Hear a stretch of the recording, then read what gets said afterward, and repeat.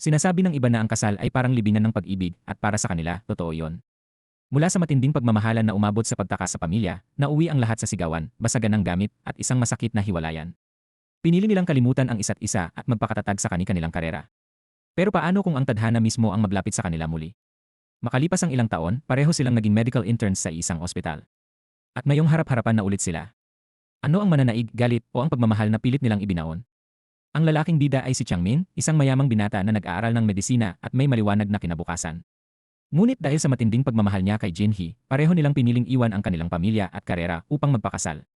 Nang malaman ng pamilya ng lalaki ang kanilang lihim na kasal, pinahabol sila ng mga ito kaya napilitan silang tumakas sa kalsada.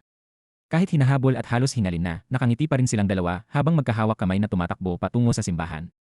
Doon, ang isang seremonyang dapat ay binyag ay biglang naging kasalan ng batang mag-asawa.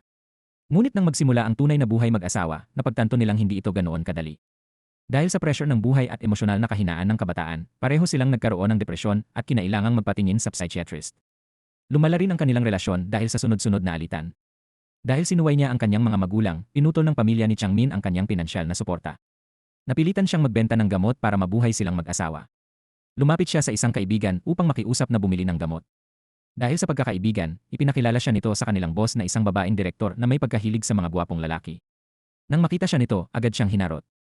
Para lamang maibenta ang kanyang produkto, kinain ni Changmin ang kanyang pride at pumayag makipag-inuman at sumayaw sa babae.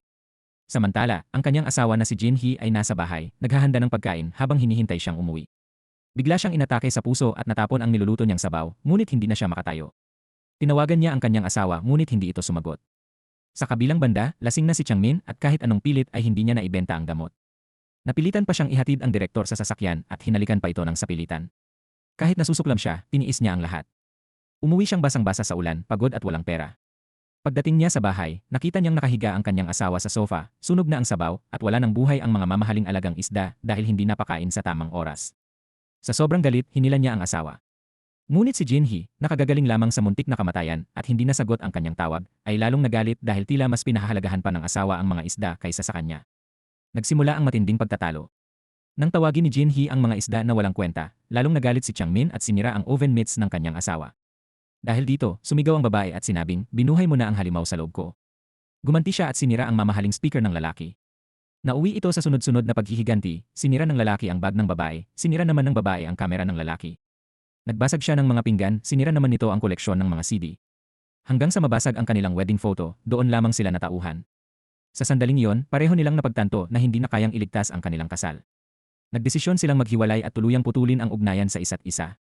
Lumipas ang 6 na taon. Pareho na silang may sariling buhay at inakalang hindi na muli magkikita. Ngunit pinagtagpo sila ng tadhana sa kasal ng kanilang matalik na kaibigan. Si Changmin ay inimbitahang kumanta para sa okasyon, habang si Jinhee naman ay inimbitahang tumugtog ng piano. Dahil na late ang babae, agad siyang tumakbo papunta sa piano nang hindi tinitingnan kung sino ang kakantahan niya. Nang mapansin niyang ang kasama niya ay ang kanyang dating asawa, pareho silang nagulat. Ngunit alang-alang sa kasal ng kanilang kaibigan, nagpatuloy sila sa pagtatanghal. Pagkatapos, pinag-usapan ni Jinhee ang kanyang dating asawa kasama ang mga kaibigan, habang si Changmin naman ay umalis na galit. Sa parking area, hindi niya mailabas ang sasakyan dahil may pulang kotse na nakaharang na pagmamay-ari pala ni Jinhee. Tinawagan niya ito at pinagsabihan na lalo namang ikinagalit ng babae. Nagkaharap silang muli at nag-away. Napansin pa ni Changmin na suot pa rin ni Jinhee ang dati nitong damit at tinukso siya na wala itong pera para bumili ng bago. Pagkatapos ay umalis siya, iniwang galit at napahiya ang babae. Sa labas, mukhang perpekto ang pamilya ni Changmin, ngunit sa loob ay puno ito ng kompetisyon at ambisyon para sa mana. Samantala, si Jinhee, dahil sa galit, ay uminom kasama ang kanyang kaibigan hanggang sa mawalan ng malay. Dinala siya sa ospital, kung saan agad siyang inoperahan ng isang mahusay na doktor na si Cheon-soo. Napansin agad nito na may bara sa kanyang lalamunan at mabilis itong tinanggal, isang shell ang nakuha mula rito na nagligtas sa kanyang buhay. Nang gumaling ang kanyang kalagayan, inilipat siya sa recovery room. Ilang sandali, personal na pumunta si Cheon-soo upang tanggalin ang kanyang breathing tube. Ngunit sa sandaling magising si Jinhee, bigla niyang nasampal ang doktor dahil nanaginip siya tungkol sa kanyang dating asawa. Ang mga doktor sa paligid ay napatawa dahil ito ang unang beses na may pasyenteng sumampal sa pinakamasungit na doktor sa ospital. Nagsimula si Changmin bilang isang medical intern sa isang malaking ospital.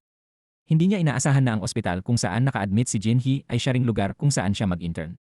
Sa unang araw niya, kasama niya ang kanyang matalik na kaibigan sa elevator, nagrereklamo tungkol sa hirap ng pagiging doktor at umaasang hindi sila mapunta sa emergency department. Hindi nila alam na ang lahat ng panlalait nila tungkol sa emergency department ay narinig ng malamig at mahigpit na head doctor na si Cheon-soo. Walang kamalay-malay si Changmin sa panganib at nagbiro pa siya na kunwaring isang veteranong doktor habang kinukuha ang numero ng isang magandang babae para sa kanyang kaibigan. Ngunit hindi niya inaasahan na ang babaeng iyon ay isa ring intern at magiging katim nila. Dahil dito, labis silang napahiya, ngunit mabuti na lang at magaan ang loob ng babae at tinanggap ang biro. Ang kinatatakutan ng mga intern ay ma-assign sa emergency team, ngunit tila sinadya ng kapalaran na doon sila mapunta. Si Changmin, ang kanyang kaibigan, ang magandang babae, pati na rin ang isang mag-asawang intern, isang matabang lalaki, at isang babaeng may kulot na buhok, ay lahat na-assign sa emergency department. Habang papunta sila roon, nagkukwento sila tungkol sa head doctor, na sinasabing napakahigpit at nakakapagbagsak ng interns. Kilala siya bilang mahusay ngunit pinakamalamig na doktor sa ospital, si Cheon-soo. Pagdating nila, agad ding dumating ang head doctor. Nakilala niya kaagad sina Changmin at ang kaibigan nito bilang mga taong nanira sa kanya sa elevator, kaya agad niya silang tinandaan. Sa pamamagitan lamang ng ilang salita at malamig na tingin, natakot na ang lahat ng interns at walang nangahas magsalita. Habang nagro-roll call, labis na nabigla si Changmin nang malaman na ang kanyang dating asawa na si Jin-hee ay isa ring intern sa parehong team. Samantala, kakagising lang ni Jin-hee at nang marinig ang kanyang pangalan, naalala niyang unang araw niya ng internship. Agad siyang tumalon mula sa kama at tumakbo para makarating sa roll call bago pa siya matanggal sa listahan. Maging si Cheon-soo ay nagulat nang makita na ang babaeng sumampal sa kanya ay isa pala sa kanyang interns. Tunay ngang maliit ang mundo, magkasama ngayon sa iisang lugar ang dating mag-asawa. Pareho nilang hindi matanggap ang sitwasyon, ngunit wala na silang magagawa. Kung iwan nila ang internship, mawawala ang huling pagkakataon nila, lalo na't nasayang na nila ang 6 na taon ng kanilang karera. Kaya napilitan silang magtrabaho ng magkasama. Habang nakatingin si Jin-hee sa suot niyang uniforme bilang doktor at inaalala ang 6 na taong sakripisyo, napaiyak siya. Lahat ng pinagdaanan niya ay sulit at ngayon ay magfo-focus na siya sa kanyang kinabukasan. Ngunit hindi pa man siya nakakatagal, pinatawag agad siya ng head doctor. Pagdating niya, pinagalitan siya dahil sa pagsampal niya noong nakaraang araw. Pinagsabihan siya ni Cheon-soo na kung nais niyang maging doktor, kailangan muna niyang alagaan ang sarili niyang kalusugan. Ngunit siya ay uminom hanggang sa magkaroon ng bara sa lalamunan. Tinakot siya ng head doctor na tatanggalin sa trabaho at halos mapaiyak si Jin-hee. Sa sandaling yon, may pumasok na staff upang mag-report tungkol sa isang pasyenteng may appendicitis. Upang patunayan ang kanyang kakayahan, tama at mabilis na naipaliwanag ni Jin-hee ang mga kailangang tests at gamot. Dahil dito, napatingin sa kanya si Cheon-soo ng may ibang pagtingin. Ngunit dahil hindi siya madaling maantig at hindi nagpapatawad sa pagkakamali, nagpa siya pa rin siyang tanggalin si Jin-hee. Habang nag-uusap sila, ang ibang interns ay nakikinig sa labas at nagsitsismisan. Sa loob, hindi sumuko si Jin-hee. Isinantabi niya ang kanyang pride, lumuhod, at nakiusap na payagan siyang manatili. Sinabi niya na kung tatanggalin siya, mag-exam siya muli at babalik sa parehong ospital hanggang sa makapasa siya. Ang determinasyon niyang ito ang unang beses na nagpahina kay Cheon-soo. Hindi siya nakapagsalita at napilitan na huwag siyang tanggalin. Pinatayo niya si Jin-hee, ngunit dahil mahina pa ito, nahawakan niya ang pantalon ng doktor, dahilan upang mapahiya ito at agad hawakan ang sariling pantalon. Masayang bumalik sa trabaho si Jin-hee. Paglabas niya, hinila siya ni Changmin sa isang sulok at kinausap. Inakala ni Changmin na sinadya niyang pumasok sa ospital para makasama siya, ngunit napuno lang si Jin-hee at nawalan ng gana makipagtalo. Habang papunta sa sukdulan ang kanilang pagtatalo, nakatanggap sila ng tawag para sa isang emergency case kaya agad silang tumakbo. Habang dumadaan sila sa emergency room, namangha si Jin-hee sa eksena, mga sugatang pasyente at mga doktor na abalang-abala. Doon niya tunay na naramdaman ang bigat ng responsibilidad ng pagiging doktor at nagtanong sa sarili kung kakayanin ba niya ito. Agad siyang hinila ng kanyang mga kasamahan pabalik sa realidad. Pagdating nila sa emergency room, isang matandang lalaki na may atake sa puso ang kanilang haharapin. Dahil wala pang karanasan ng karamihan, natulala sila at hindi alam ang gagawin. Ngunit si Jin-hee ay mabilis kumilos, kumuha siya ng syringe, hinanap ang ugat ng pasyente, at kumuha ng dugo bago sila pumunta ni Changmin para sa pagsusuri. Habang naghihintay si Changmin ng resulta, dumating ang kanyang ina sa ospital upang dalawin siya. Upang hindi magtagpo ang kanyang ina at ang kanyang dating asawa, napilitan siyang hilahin si Jin-hee papasok sa isang pribadong silid. Alam ni Changmin na magagalit ang kanyang ina kapag nalaman nitong magkasama silang nagtatrabaho, kaya napilitan siyang itago si Jin-hee. Dahil dito, nakaramdam si Jin-hee ng matinding pagkapahiya, iniisip na hindi siya nirerespeto ng pamilya ni Changmin at ikinahihiya pa siya nito ngayon na magkasama silang nagtatrabaho. Dahil dito, binuhusan niya ng ihi ang mukha ng kanyang dating asawa. Nagalit si Changmin at sinigawan siya, tinawag siyang walang silbi bago tuluyang umalis. Naiwan si Jin-hee na umiiyak sa sama ng loob, ngunit agad niyang inayos ang kanyang emosyon at bumalik sa emergency room. Pagdating niya roon, hindi pa puri ang sumalubong sa kanya kundi matinding sigaw ng head doctor. Napagalitan siya dahil mali ang dugo na kanyang nakuha, venous blood ang nakuha niya imbes na arterial blood. Mabuti na lamang at hindi naging kritikal ang kondisyon ng pasyente. Dahil sa pagkakamaling ito, pinag-usapan siya ng kanyang mga kasamahan at siniraan dahil kung may isang matanggal, maaaring madamay ang lahat. Nagplano silang i-isolate siya upang mapilitan siyang mag-resign. Maging si Changmin ay lumapit sa head doctor at hiniling na ilipat si Jin-hee, ngunit hindi inaasahan na ipinagtanggol siya ni Cheon-soo. Sinabi pa nito na kung hindi marunong makipagtulungan si Changmin sa kanyang mga kasamahan, siya ang matatanggal. Natapos ang isang araw ng trabaho na puno ng tensyon. Habang pauwi ang grupo, nag-uusap sila ng masaya, ngunit nang makita nila si Jinhee, bigla silang naging malamig sa kanya. Sa bus pauwi, malungkot si Jinhee at naaalala ang masasakit na salitang binitawan ng kanyang dating asawa. Ngunit pagdating niya sa bahay, nagbago ang kanyang pakiramdam. Naghanda ang kanyang ina ng isang maliit na salusalo kasama ang mga kaibigan nito upang ipagdiwang ang kanyang pagkakatanggap bilang intern sa isang malaking ospital. Siya ang ipinagmamalaki ng kanyang ina. Matapos ang diborsyo, tumira si Jinhee kasama ang kanyang ina. Hindi siya pinagalitan nito sa kanyang maling desisyon sa pag-aasawa, bagkus ay sinuportahan siya at tinulungan upang muling makapag-aral ng medisina. Dahil dito, determinado si Jinhee na hindi bigin ang kanyang ina. Nag-aral siyang mabuti upang maiwasan ang mga pagkakamali tulad ng nangyari at nangakong balang araw ay mapapatunayan niya ang sarili sa mga taong minamaliit siya. Nagsimula ang panibagong araw sa ospital at muli ay may emergency case, isang pasyenteng na aksidente sa kalsada. Bago pa dumating ang head doctor, nagsagawa na si Jinhee ng mga paunang pagsusuri at tama niyang natukoy ang kalagayan ng pasyente. Dahil dito, naging mas mabilis at maayos ang operasyon. Unti-unting nagkaroon ng magandang impresyon si Cheon-soo sa kanya. Hindi pa man tapos ang lahat, agad siyang tinawag sa isa pang emergency case na mas delikado, isang pasyenteng may brain hemorrhage na maaaring ikamatay nito.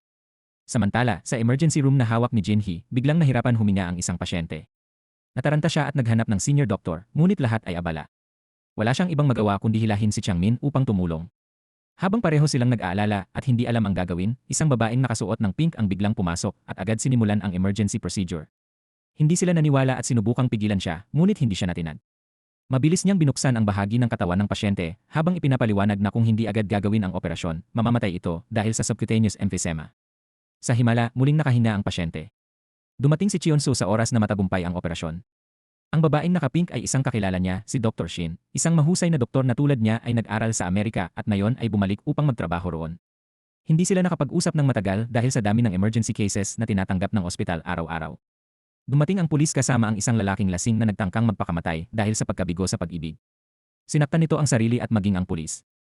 Si Jinhee ang nag-asikaso sa sugat ng pulis habang si Changmin ang nagbantay sa lalaki. Ngunit sa isang iglap, nakuha ng lalaki ang baril ng pulis at tinutukan ang buong ospital. Mabilis na dumating ang mga pulis, ngunit ginawang hostage ng lalaki si Changmin at hiniling na dalhin sa kanya ang kanyang kasintahan kung hindi ay papatayin niya ito. Habang tensyonado ang buong ospital, nakaisip si Jinhee ng paraan. Dahan-dahan niyang inilapit ang defibrillator habang inaabala ni Cheon-soo ang lalaki. Sa tamang pagkakataon, tinaasan niya ang boltahe at idinikit ito sa likod ng lalaki. Nabigla ang lalaki at pati si Changmin ay nadamay sa kuryente. Pareho silang nawalan ng malay, ngunit dahil dito, natapos ang panganib. Dahil sa malakas na kuryente, tumigil ang tibok ng puso ni Changmin at labis na nag-alala ang buong grupo. Si Jinhee ay nabigla at sinisi ang sarili sa kanyang ginawa. Agad na nagsimula si Cheon-soo ng CPR at si Jinhee ay tumulong ng buong lakas upang mailigtas ang kanyang dating asawa. Ang magandang babaeng intern lamang ang nakatayo at nakatingin kay Jinhee nang may galit. Isa-isa nilang sinubukang buhayin si Changmin at sa wakas, matapos ang maraming pagsisikap, nailigtas din siya. Samantala, si Dr. Shin ay patuloy na nakikipagtulungan sa kanyang mga kasamahan upang operahan ang pasyenteng may tama ng bala. Nang puntahan ito ng interns, napansin nilang hindi makita ng lead surgeon ang bala sa sugat. Ayon sa hinala ni Cheon-soo, maaaring dumaan ito sa daluyan ng dugo at kung makarating sa puso ay magiging lubhang mapanganib. Kaya kinakailangan muna itong mahanap. Ngunit ang doktor na may kulot na buhok na siyang lead surgeon ay nagpumilit na sundin ang kanyang sariling plano at unahin ang pagtanggal ng necrotic tissue. Dahil dito, nagkaroon ng matinding pagtatalo at si Dr. Shin ay pumanig kay Cheon-soo. Dahil dito, napilitan ang doktor na may kulot na buhok na sumunod sa desisyon ng nakararami. Ipinakita ng scan na tama ang hinala ni Cheon-soo, umabot na sa puso ang bala. Dahil dito, pinuri sila ng direktor ng ospital at pagkatapos ay nagkanya-kanya na ang lahat upang maghanda para sa susunod na emergency cases. Samantala, si Jinhee ay patuloy na sinisisi ang sarili sa kanyang naging pabaya na aksyon. Nilapitan siya ni Cheon-soo at sinabi sa kanya na si Changmin mismo ang humiling noon na siya ay matanggal at pinayuhan siyang huwag masyadong makaramdam ng pagkakasala sa kanya. Kasabay nito, nagising na si Changmin at lahat ay nakahinga ng maluwag. Ngunit imbes na magpasalamat, agad niyang hinanap ang kanyang dating asawa at pinagalitan ito, tinawag siyang tanga dahil hindi marunong gumamit ng defibrillator at muntik na siyang mapahamak. Hindi rin nagpatalo si Jinhee at iginiit na siya ang nagligtas sa kanya, ngunit wala man lang itong pasasalamat. Nauwi muli sa pagtatalo ang dalawa. Sa gitna ng kanilang pagtatalo, pumasok ang mag-asawang intern, ang matabang lalaki, at ang babaeng may kulot na buhok, kaya sa kanila ibinuhos ni Changmin ang kanyang galit bago siya humiga. Pagkahiga pa lamang niya, dumating ang kanyang kaibigan at ikinuwento kung paano sinubukan ni Jinhee na iligtas siya sa pamamagitan ng CPR at artificial respiration. Dahil dito, bahagyang naantig si Changmin. Kinabukasan, sinubukan niyang magdala ng inumin para ibigay kay Jinhee, ngunit dahil sa malamig nitong pakikitungo, hindi siya nakapagsalita at hinayaan na lamang siyang umalis. Sa duty nila, ginamit ni Changmin ang kanyang talino upang suriin ang kondisyon ng isang pasyente. Natukoy niya na ang kakaibang kilos nito ay dulot ng brain injury na nagdulot ng memory loss at ang pagkapilay ay dahil sa sugat nito. Dahil sa tamang hinalang ito, pinuri siya ni Chunso. Sa oras ng tanghalian, kinailangan ni Changmin na pumunta sa isang blind date na inayos ng kanyang ina. Ang makakadate niya ay sinasabing anak ng isang ministro. Dahil sa kanyang nakaraang pagsuway sa kanyang mga magulang nang ipilit niyang pakasalan si Jinhee, wala na siyang magawa kundi sundin ang nais ng kanyang ina. Ngunit pagdating niya roon, nagulat siya nang makita na ang kanyang kadate ay isang matandang babae na kasing edad ng kanyang ina. Samantala, sa ospital, ang magandang si Han-a ay nakisabay kumain sa grupo, ngunit ang tunay niyang pakay ay magtanong tungkol kay Changmin at sabay na maliitin ang payat at hindi umano kaakit-akit na itsura ni Jinhee. Dahil alam ni Jinhee na hindi siya kasing bata at ganda ng babae, hindi siya nakasagot. Habang si Changmin ay napipilitang makasama ang matandang babae, pumunta sila sa isang cafe kung saan nakatagpo nito ang lalaking dati niyang ka-blind date. Dahil iniwan siya nito noon, agad niya itong binuhusan ng tubig sa mukha. Nagalit ang lalaki at ininsulto siya, tinawag siyang matanda at walang karapatang makipag-date. Dahil dito, hindi nakatiis si Changmin at ipinagtanggol ang babae na naging dahilan upang humanga ito sa kanya. Dahil sa kanyang kabaitan, ibinunyag ng babae na hindi siya ang anak ng ministro kundi kaibigan lamang nito at siya ang pumalit sa blind date. Ang tunay na anak ng ministro ay si Han-a, ang magandang intern na kasama nila. Dahil abala ito sa kasiyahan sa buhay, wala pa itong balak magpakasal, ngunit nang malaman nitong si Changmin ang dapat niyang makadate, nakaramdam siya ng panghihinayang. Sa ospital, nagkaroon muli ng isang emergency case. Ang lahat ay may kanya-kanyang kapareha, maliban kay Jinhee na nag-iisa. Napilitan siyang maghanda ng mga gamit at magsagawa ng minor surgery mag-isa. Napakahirap magsagawa ng operasyon ng mag-isa, kahit simpleng emergency lamang ito para sa isang matanda. Dahil wala siyang kasama, hindi niya ito natapos sa tamang oras. Kahit pinagalitan siya ng head ng department, nanatili siyang determinado na subukang muli ang proseso at dalhin ang resulta upang muli itong masuri. Samantala, si Changmin ay nagmamadaling bumalik sa ospital. Pagdating niya, natigilan siya nang makita si Jinhee na tila nakayakap sa head ng department. Ngunit sa totoo lang, dahil sa sobrang pagmamadali, nadulas siya at napunta sa kandungan nito. Nang makita siya ni Changmin, lalo pang uminit ang sitwasyon. Pinagalitan sila ni Chionso dahil sa pag-alis nila para sa personal na gawain.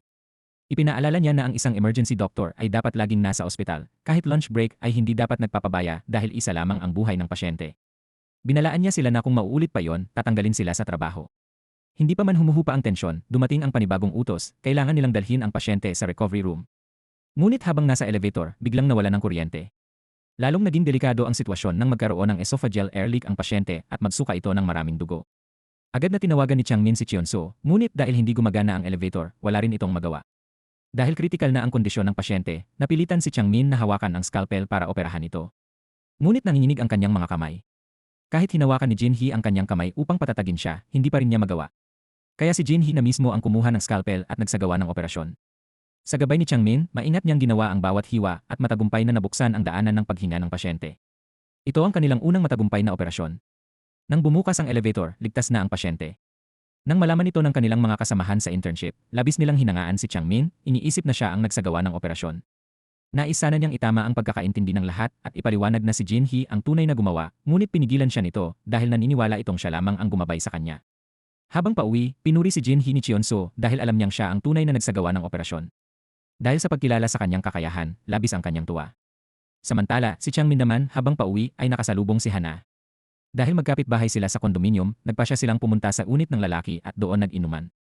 Sinubukan ni Han-a na alamin kung ano ang tingin ni Changmin sa kanyang tunay na pinagmulan, ngunit nang marinig niyang hindi nito gusto ang mga babaeng mayabang, hindi na siya naglakas loob na magsabi ng totoo. Kasabay nito, dumating ang ina ni Changmin upang bisitahin ang kanyang anak.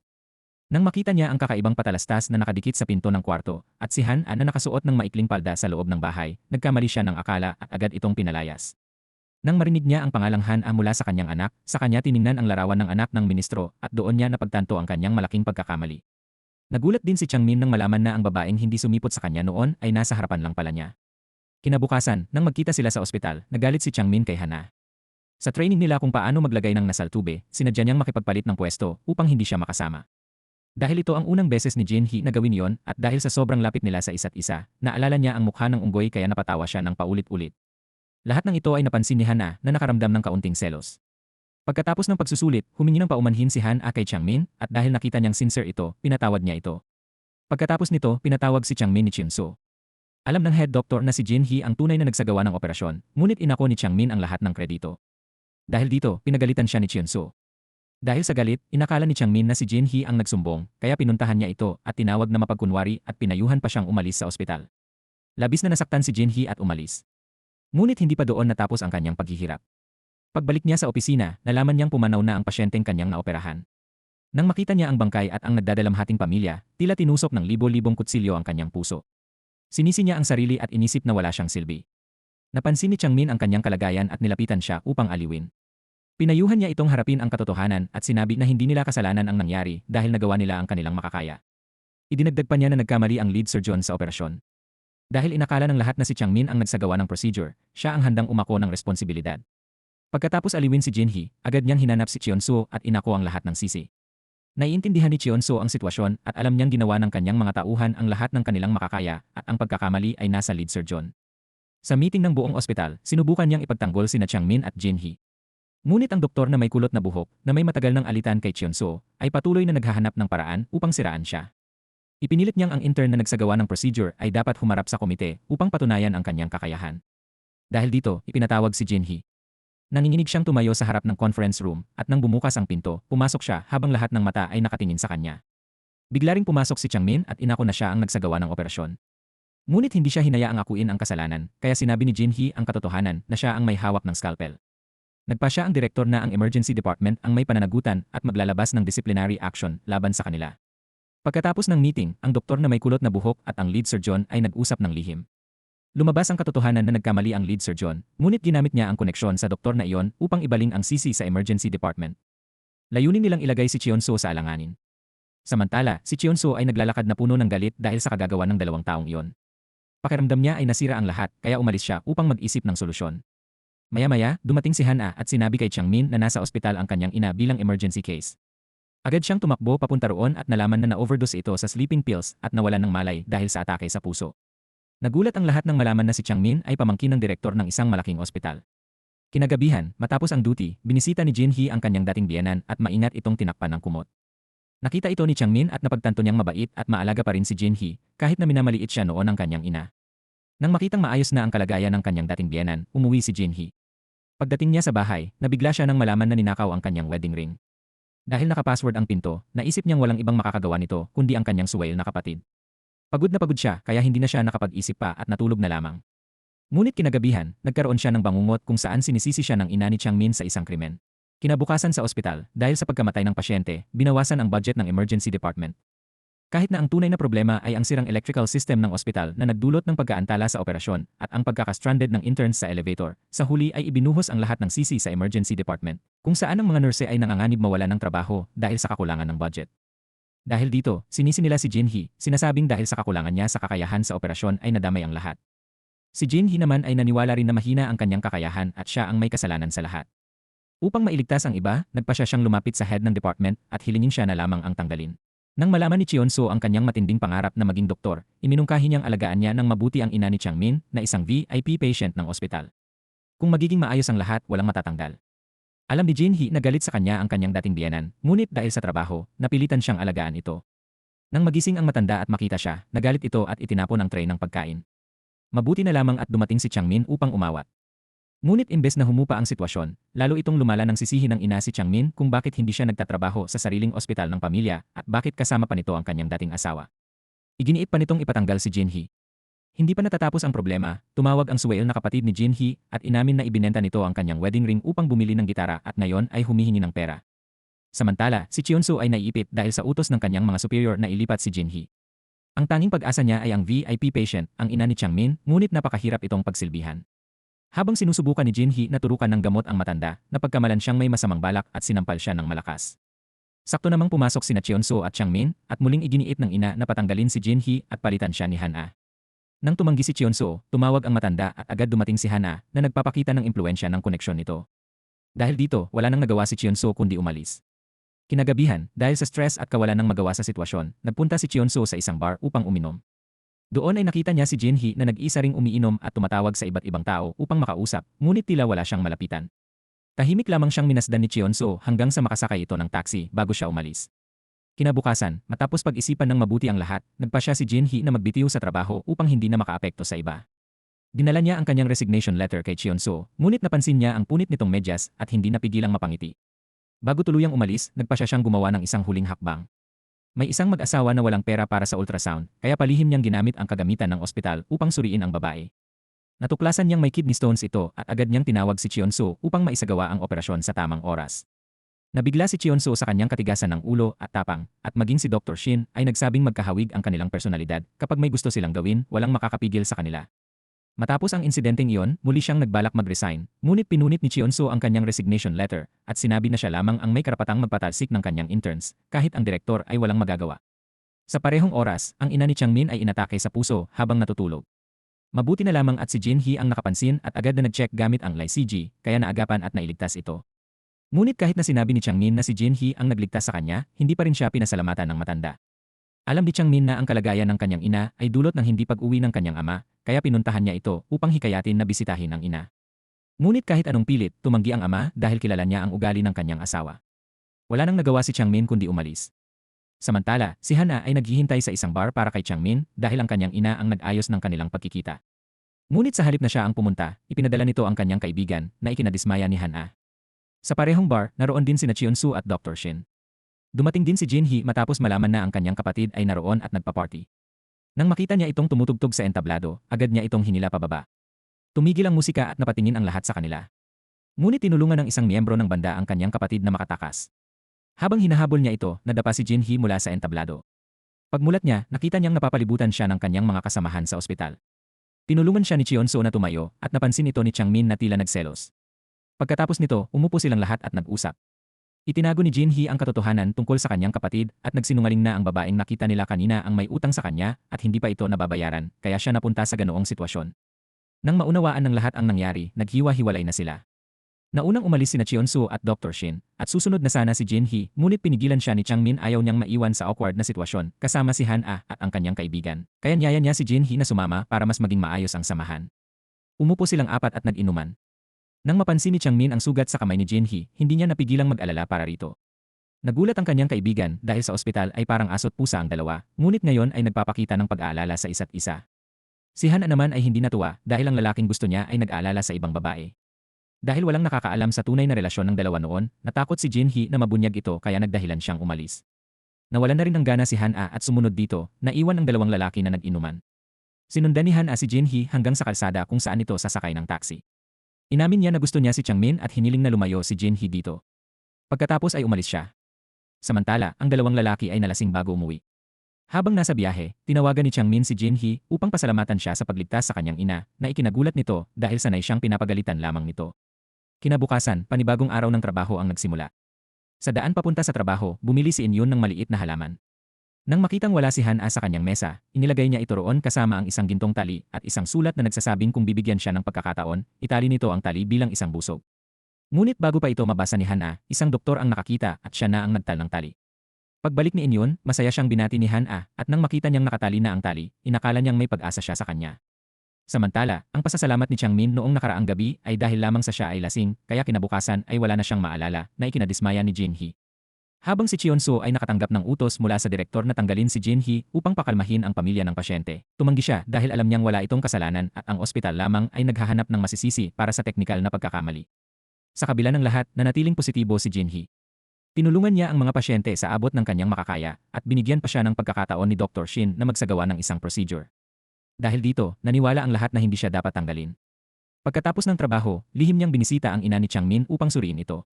Ngunit nang dumating ang mga kapatid ng matanda, napilitan siyang magtago sa banyo at doon niya narinig ang kanilang usapan.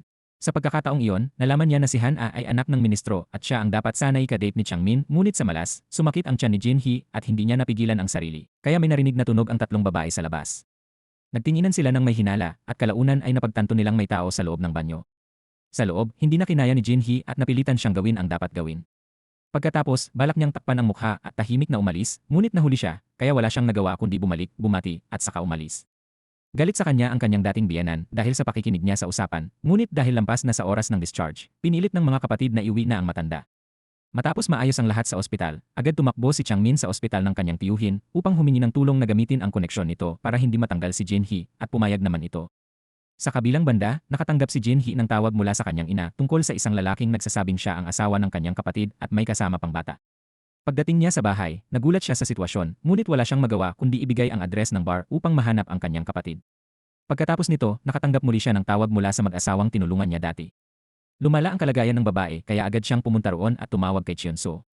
Kahit abala ito sa paghahanap ng pondo para sa emergency department, agad itong tumulong. Dahil sa mga dalang kagamitan, nailigtas nila ang pasyente. Matapos ang lahat, nagpasalamat ang asawa at inihatid sila pauwi. Sa daan, niyakap ni Jinhee si Cheonso bilang pasasalamat dahil siya lamang ang palaging nasa panig niya. Nagulat si Cheonso dahil iyon ang unang beses na may babaeng yumakap sa kanya, ngunit hindi niya ito tinanggihan. Sa bus pauwi, nakatulog si Cheonso sa balikat ni Jinhee dahil sa sobrang pagod at hinayaan lamang niya ito. Samantala, hindi makontak ni Changmin si Jinhee dahil low battery ang kanyang telepono.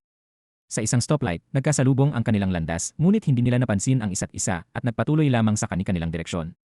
Pagkagising ni Cheonso, nagkunwari si Jinhee na natutulog pa rin. Ginising siya nito at niyaya kumain.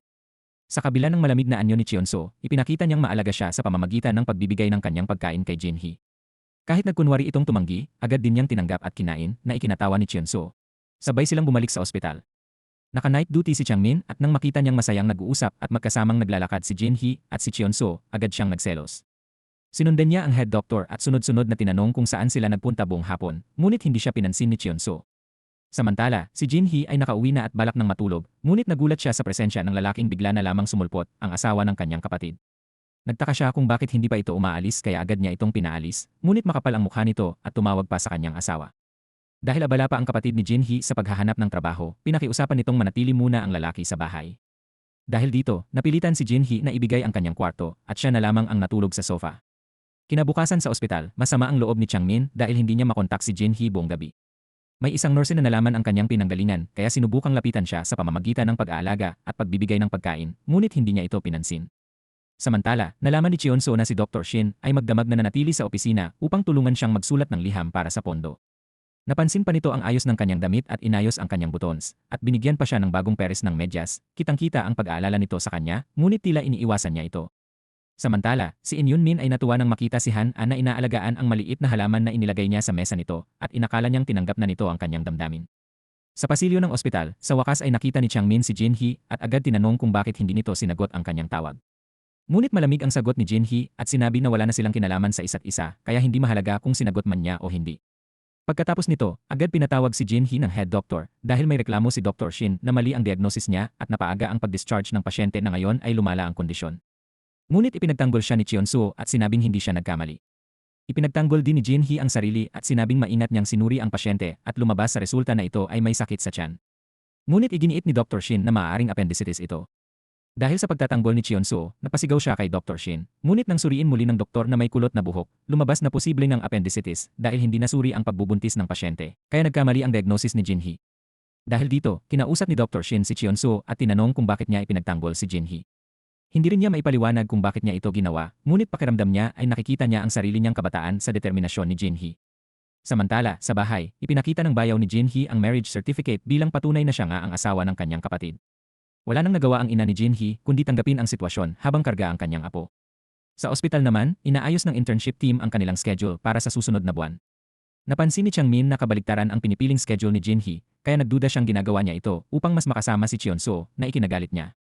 Sa gitna ng training, personal pang tinuruan ni Cheonso si Jinhee, at ang pagiging malapit nila ay lalong nagpainit ng ulo ni Changmin sa kanyang imahinasyon. Gusto na niyang sugurin ang head doctor. Ngunit sa realidad ay tahimik lamang siyang nagsiselos. Maya-maya, dumating si Cheonso at inanunsyo na hindi matatanggal si Jinhee. Sa sobrang tuwa, niyakap siya ni Jinhee dahil inakala niyang siya ang tumulong sa kanya, samantalang si Changmin ang naghanap ng paraan upang mailigtas siya. Hindi niya alam kung ano ang mararamdaman sa eksenang iyon. Pagkatapos ng trabaho, inimbitahan ang buong grupo sa bahay ng mag-asawang intern para sa housewarming. Habang kumakain, nagbibiruan sina Changmin at Jinhee tungkol sa kanilang naging buhay mag-asawa at pinayuhan ang mag-asawa na pag-isipan muna ang pagkakaroon ng anak. Dahil sa paraan ng kanilang pag-uusap, nagduda ang iba na may espesyal na ugnayan sila. Upang hindi mabunyag ang lahat, hinila ni Changmin si Jinhee sa isang tabi upang kausapin, ngunit hindi siya nanalo sa argumento. Sa huli, lahat ay nalasing maliban kina Han-a at sa dalawa. Dahil gabi na, nagpaalam si Jinhee at umalis, at sumunod din si Changmin sa labas, nag-agawan sila sa isang taxi hanggang sa sumakay na lang silang dalawa. Samantala, sa ospital, nakatanggap si Cheonso ng positibong tugon tungkol sa kanilang aplikasyon para sa pondo at agad niyang hinanap si Dr. Shin upang magpasalamat. Gusto sana ni Cheonso na ibahagi ang magandang balita, kaya pumunta siya sa ballet studio kung saan nakita niya ang kahanga-hangang sayaw ni Dr. Shin. Sa sandaling iyon, tila bumilis ang tibok ng kanyang puso at naisip pa niyang sumasayaw siya kasama nito. Samantala, bumalik ang kwento kina Changmin at Jinhee. Dahil sa sobrang kalasingan, hindi na alam ni Jinhee kung paano umuwi, kaya napilitan si Changmin na dalhin siya sa ospital ng kanyang tiyuhin. Sa malas, sira ang elevator kaya kinailangan niyang buhatin si Jinhee hanggang sa ikatlong palapag. Nang ihiga niya ito sa kama at mapalapit dito, biglang nakaramdam si Changmin ng kakaibang damdamin. Naalala niyang minsan ay minahal nila ang isa't isa ng lubos, ngunit napagtanto rin niyang hindi na sila maaaring bumalik sa dati. Tinakpan niya ito ng kumot at bumaba upang magtrabaho. Sa gabing iyon, may emergency case ng isang sanggol na nagkataong anak ng bayaw ni Jinhee. Umiiyak ng todo ang bata, ngunit matapos suriin ni Changmin, nalaman niyang simpleng lagnat lamang ito at gagaling din sa gamot. Samantala, si Cheonso, matapos ihatid si Dr. Shin, ay bumalik sa ospital at nagpahinga sa silid ng interns. Hindi niya alam na si Jinhee ay naroon din at lasing. Habang ang isa ay tulog at ang isa ay lasing, magkatabi silang natulog at hindi na malayang magkayakap hanggang sa kinabukasan. Pagkagising, halos sabay-sabay na sumigaw sina Changmin, Jinhee, at Cheonso. Dahil sa hiya, nagdahilan si Jinhee na maliligo at agad umalis. Naiwan ang isa niyang medya sa kama, na napulot ni Cheonso at itinago, bagay na ikinaselos ni Changmin nang umalis si Cheonso, ibinuhos ni Changmin ang galit sa kama. Samantala, si Jinhee ay pinatawag ni Dr. Shin. Sa takot na baka nalaman nito ang nangyari sa kanila ni Cheonso, agad siyang umamin, ngunit ang pakailamang pala ni Dr. Shin ay sabihin hindi siya matatanggal sa trabaho at huwag na siyang gumawa ng gulo. Dahil sa hiya, agad siyang umalis. Sa elevator, sinubukan niyang iwasan si Cheonso, ngunit nagkataong magkasama pa rin sila. Napansin niya ang chewing gum sa pantalon nito at sinubukang alisin, ngunit dahil sa lakas ng paghila niya, napahawak si Cheonso sa kanyang pantalon upang hindi ito mahulog. Nasaksihan ito ni Dr. Shin at ni Changmin na agad nagselos at hinila si Jinhee sa rooftop upang kumprontahin. Pinagsabihan niya ito na huwag masyadong lumapit kay Cheonso, ngunit iginiit ni Jinhee na tapos na ang lahat sa pagitan nila at wala na silang kinalaman sa isa't isa. Samantala, patuloy na sinusubukan ni In-eun na mapalapit kay Hana, ngunit hindi nito binibigyan ng mali siya ang kanyang mga ginagawa. Sa kabilang banda, muling nilagnat ang anak ng kapatid ni Jinhee kaya dinala ito sa ospital.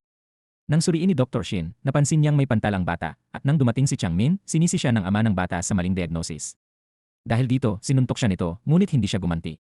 Dumating si Jinhee at inawat sila. Dinala ang bata sa emergency room kung saan si Cheonso ang humawak ng kaso, habang si Jinhee ay nanatili upang aliwin ang ama. Nang marinig ng kapatid ni Jinhee ang balita, agad itong pumunta sa ospital. Galit na hinarap ni Jinhee ang kapatid at pinagsabihan ito, ngunit napigilan siya ni Changmin nang makita ng kapatid ang kanyang anak na nasa operasyon, napaiyak ito at napagtanto ang kanyang pagkukulang bilang ina. Dahil sa kalagayan nito, kinailangan itong lumabas ng operating room. Sa tulong ni Cheonso at Dr. Shin, matagumpay na nailigtas ang bata.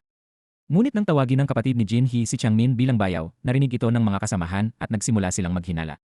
Matapos ang operasyon, lumapit ang ama ng bata kay Changmin upang humingi ng paumanhin at bilang pasasalamat ay inalok siyang kantahan ng paborito nitong awitin. Sa kanilang pag-uwi, binuksan ni Changmin ang kantang iyon at ang himig nito ay nagpabalik sa kanyang alaala ng mga panahong kasama niya si Jinhee, dahilan upang mapaluha siya at mailabas ang kanyang damdamin. Pagkatapos nito, pumunta siya sa gym at doon ay nakasalubong niya si Hana. Narinig niyang nagrereklamo ito tungkol sa thesis na kailangan nitong tapusin, kaya pinahiram niya ito ng ilan sa kanyang mga libro.